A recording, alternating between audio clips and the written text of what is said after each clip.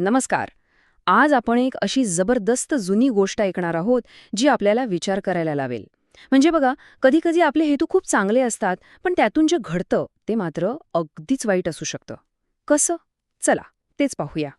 आणि या कथेचा मूळ प्रश्न काय आहे माहितीये? तो हा की खूप जास्त प्रयत्न करणं हेच कधीकधी आपल्या अपयशाचं कारण ठरू शकतं का? म्हणजे जेव्हा आपण खूप प्रामाणिकपणे काहीतरी करायला जातो, पण आपलं लॉजिकच पूर्णपणे चुकलेलं असेल, तर नेमकं काय होतं? तर आपली ही गोष्ट सुरू होते ती फार काही जुन्या काळात नाही. खरं तर ही गोष्ट तेव्हाची आहे, जेव्हा गौतम बुद्धांचे काही अनुयायी दक्षिणगिरी नावाच्या एका जागेजवळून प्रवास करत होते. आणि तिथे त्यांनी एक साधी पण विचित्र गोष्ट पाहिली. विचार करा, एक मस्त हिरवीगार बाग आहे, सगळीकडे झाडं, फुलं आहेत, आणि अचानक त्या सुंदर बागेच्या मधोमध त्यांना जमिनीचा एक असा तुकडा दिसतो, जो पूर्णपणे ओसाड आहे. एकही झाड नाही, काही नाही. साहजिकच त्यांना आश्चर्य वाटलं की हे असं का? मग त्यांनी तिथल्या माळ्याला विचारलं, अहो, हे काय झालं इथे? आणि माळ्याने जे उत्तर दिलं ते ऐकून तर ते थक्कच झाले. त्याने सांगितलं की त्याच्या मुलाने झाडांना पाणी घातलं, पण त्याच्या पाणी घालण्याच्या पद्धतीमुळेच ही सगळी बाग उजाड झाली. तेव्हा गौतम बुद्धांनी त्यांना सांगितलं की अशा मूर्खपणामुळे बाग उद्ध्वस्त होण्याची ही काही पहिली वेळ नाहीये. आणि मग त्यांनी त्या सगळ्यांना एक खूप जुनी गोष्ट सांगितली. एक अशी गोष्ट जी दाखवते की हाच मूर्खपणा वेगवेगळ्या काळात, वेगवेगळ्या रूपात कसा परत परत समोर येतो. तर आता आपण थेट त्या प्राचीन कथेकडे जाऊया. ही गोष्ट आहे बनारसची, जिथे राजा विसेन राज्य करत होता. तर त्या राज्यात एक मोठा बाग होता आणि त्या बागेचा एक माळी होता. त्याला काही दिवसांची सुट्टी हवी होती. आता प्रश्न पडला की झाडांना पाणी कोण घालणार? मग त्याला एक आयडिया सुचली. त्याने त्या बागेत राहणाऱ्या माकडांना बोलावलं. त्यांना पाणी भरलेल्या पिशव्या दिल्या आणि एक साधं काम सांगितलं. मी परत येईपर्यंत या लहान रोपांना रोज पाणी घाला. किती सोपं काम वाटतंय नाही का? बरं, आता खरी गंमत सुरू होते. पाहूया माकडांनी हे साधं सोपं काम कसं एका मोठ्या आपत्तीत बदलून टाकलं आणि त्यासाठी त्यांनी काय अजब तर्क लावला. त्या माकडांचा जो प्रमुख होता तो खूपच हुशार होता. निदान त्याला तरी तसं वाटत होतं. तो म्हणाला, थांबा, पाणी खूप मौल्यवान आहे. आपल्याला ते जपून वापरावं लागेल. उद्देश तर खूप चांगला होता नाही का, पाण्याची बचत करणं. पण यासाठी त्याने जी पद्धत शोधून काढली तिथेच सगळा घोळ झाला.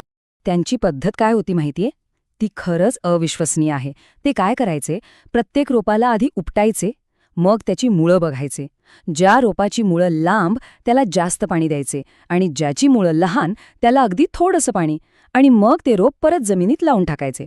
आता तुम्हीच विचार करा, असं केल्यावर एकतरी रोप जगेल का? आता नेमकं त्याच वेळी काय होतं, बोधिसत्व म्हणजे एक अत्यंत ज्ञानी व्यक्ती तिथून जात असतात आणि त्यांचं लक्ष या माकडांच्या विचित्र कामाकडे जातं.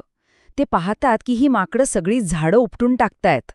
हे बघून त्यांना धक्काच बसतो.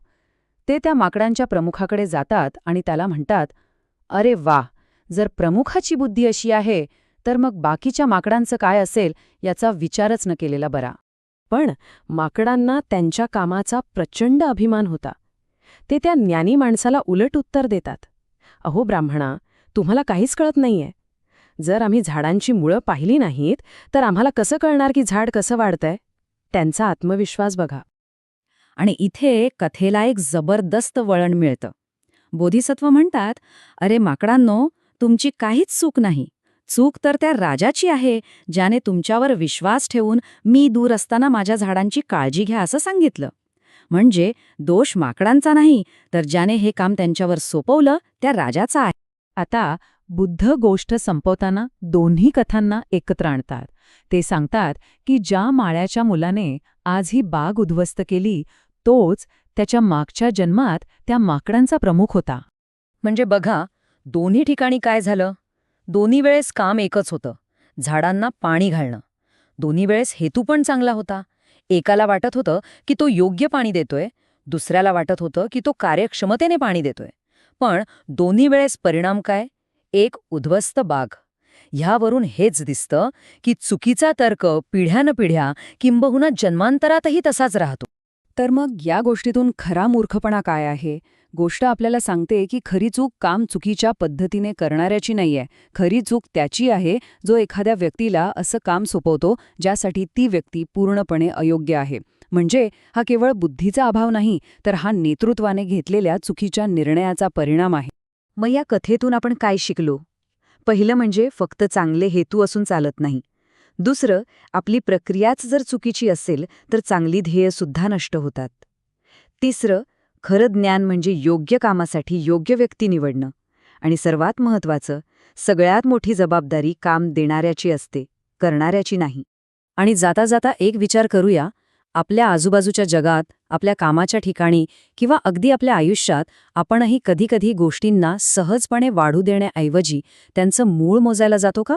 म्हणजे एखादा साधं काम इतकं गुंतागुंतीचं करून टाकतो का की शेवटी त्याचा फायदा होण्याऐवजी नुकसानच होतं? विचार करण्यासारखी गोष्ट आहे नाही का?